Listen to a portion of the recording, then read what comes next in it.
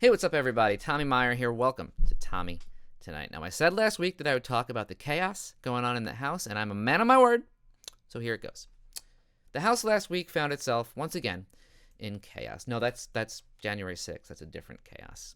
Nope, that's the speaker fight. No, that's the second speaker fight. Well, that's just a picture of a wiener dog and a hot dog bun. Kind of cute, though. Yes. That's it. Also kind of cute.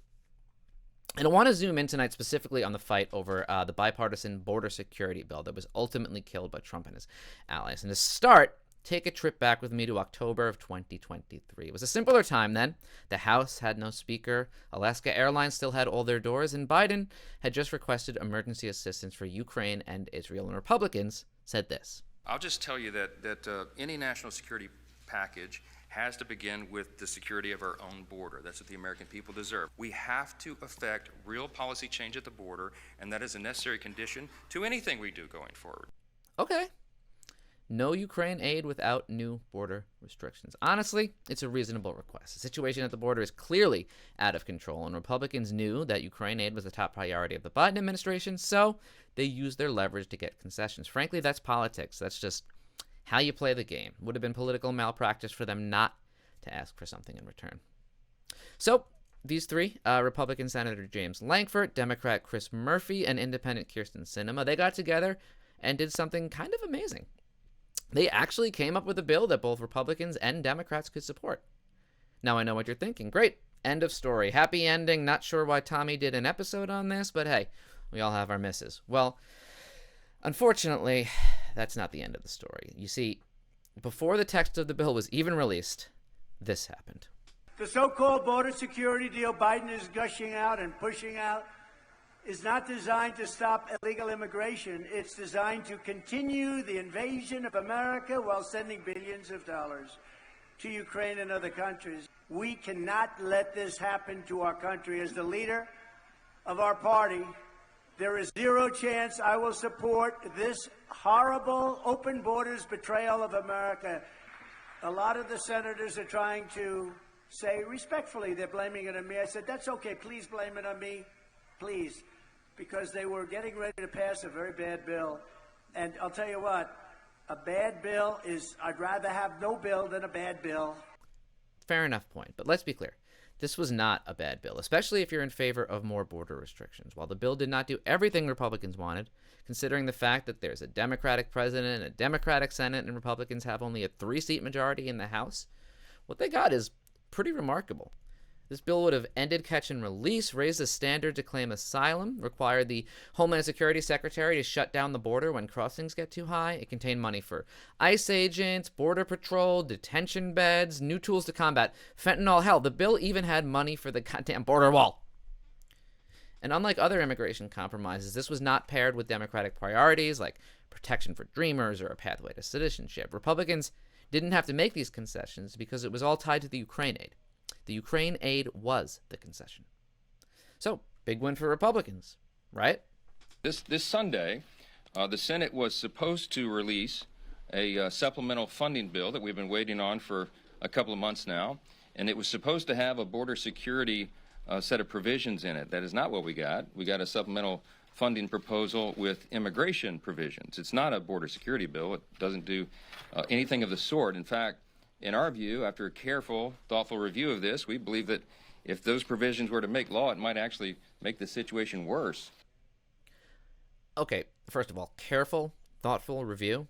The bill had been out less than 3 hours before you rejected it. It is 370 pages long. And this isn't like a romance novel, okay? This is legislative text. Let me just give you an example. Section 205, the remaining unobligated balances as of the date of enactment of this act from amounts made available under the heading U.S. Customs and Border Protection, Procurement, Construction, and Improvements in Division D of the Consolidated Appropriations Act of 2020, Public Law 11693, and described in Section 209A, 1A, whatever the hell. You get the point. Do you have any idea what I just said? Because I don't. Anyway, guys, take the win. You got what you want. Dunk the ball. Unless, oh my God, has it finally happened? We're going to win so much, you may even get tired of winning. I think Republicans have gotten tired of winning. Now, I would have thought that it would take more than just some tax cuts and finding out whether babies are racist. By the way, fun fact, they are, which is not the answer I was expecting and also not a rabbit hole I was just you go down. Anyway, after Republicans rejected their own bill, they tried to reframe it as some secret amnesty bill, but that's a difficult argument to make when it's literally opposed by Amnesty International. Look, I get it. This bill seems too good to be true. I would be suspicious too. But just like those emails telling you won $1 million from a contest you never entered, this bill is actually as good as it sounds. And I know what you're thinking. Those emails are scams. Well, how do you know? Ever open one? You ever clicked on the link? I'm just saying, you've ignored a lot of emails. And if even one of them was for real, you've left millions on the table. All you had to do was click the link. Now, Republicans have given various reasons for opposing the bill, though this one struck me as especially stupid. We don't need a border bill. We don't need a new bill. We need something to force Biden to comply with the law. If Joe Biden truly wanted to secure the border, he doesn't really need a bill. I didn't need a bill. We don't need a bill. We just need Biden to take some executive actions. Okay, first of all, if that is what you meant, you really should have told these guys at some point during the last 4 months. Would have been nice. Probably could have saved them a lot of trouble, made their holidays way, way better.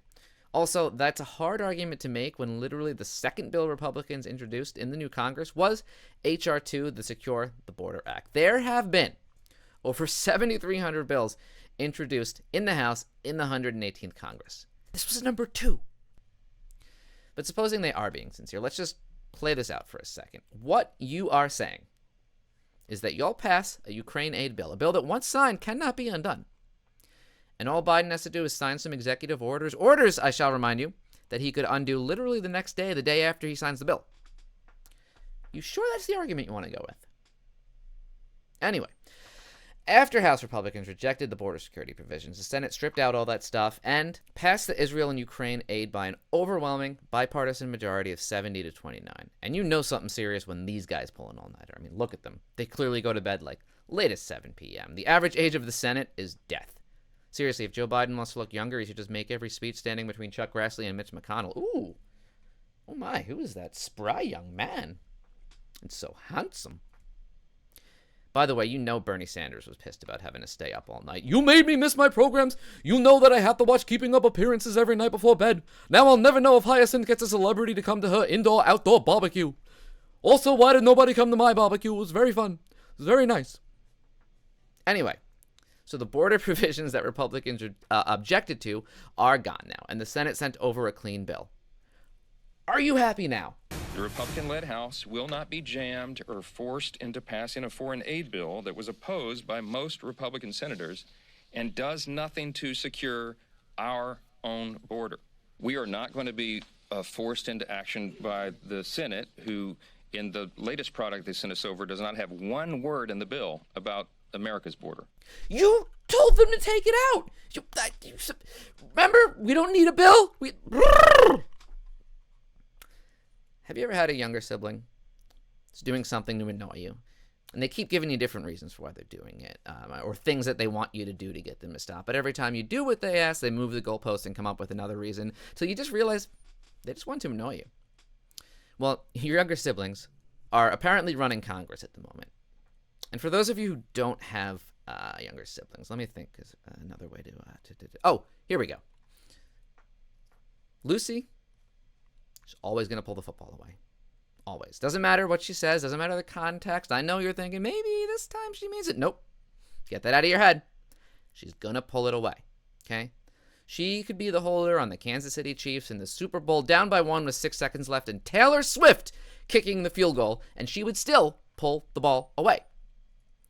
Republicans have moved the goalposts again and again because, frankly, many of them, not all of them, but many, the Trumpy ones, don't want to solve the problem. They'd rather have it as an issue so they can go down to the border and yell and wave their hands in the air than actually find a solution, unless that is their solution. That's actually not a bad idea. I mean, if I saw these guys standing at the border yelling and waving their hands in the air, I might be like, you know what? Never mind. Let's just we'll take our chance with the cartels. Ooh, maybe they can even fill the gaps in the border wall.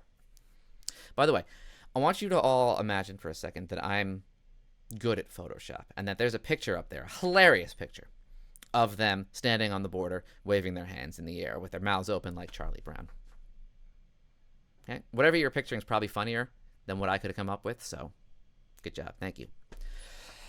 And look, I'm picking on Republicans because they're the ones doing this right now, but Democrats are far from innocent. In 2020, they killed a Republican police reform bill in the wake of George Floyd because they said that it didn't go far enough. But the real reason, as is today, was that they didn't want to give the other side a win heading into an election.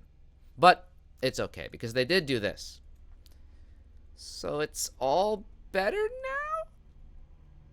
I mean, come on, would you guys rather police be held more accountable or these guys appropriate your culture? Happy Black History Month, by the way. I'm going to let y'all in on a little secret. If there is divided government and anyone is taking a maximalist stance demanding they be given everything they want or else, what they're really saying is, I don't want to do anything. Because when you think about it, it doesn't go far enough. Doesn't really make a lot of sense. Right? It's not a very good excuse. It's not like you can't come back later and build on what you did. There's no law saying you can only legislate on each topic one time. Next time you're in power, you come back and you do more. It's not that difficult. But the current situation is different than 2020 in one very important way. And that's because border security has been Republicans' thing, right? For 3 years, they've been hammering Biden and Democrats on the situation at the border. And now Democrats can flip the script. They can say Republicans voted against border security and Democrats voted for it. I mean, the campaign ad writes itself. It's a message so simple, I don't think anybody could screw it up. To get down to the hostage deal to get resolved, sir.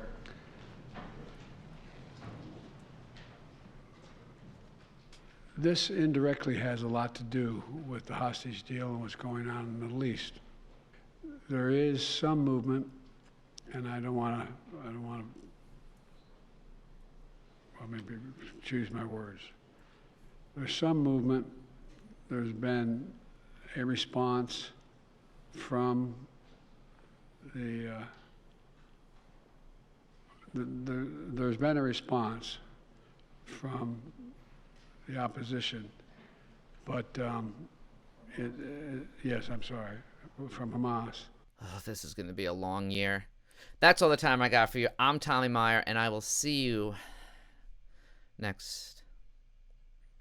You know, there's been a certain number of let me choose my words.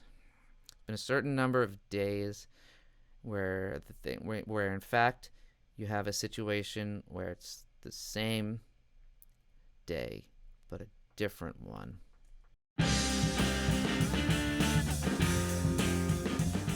Thanks so much for watching. Let me know what you think of my videos by commenting down below.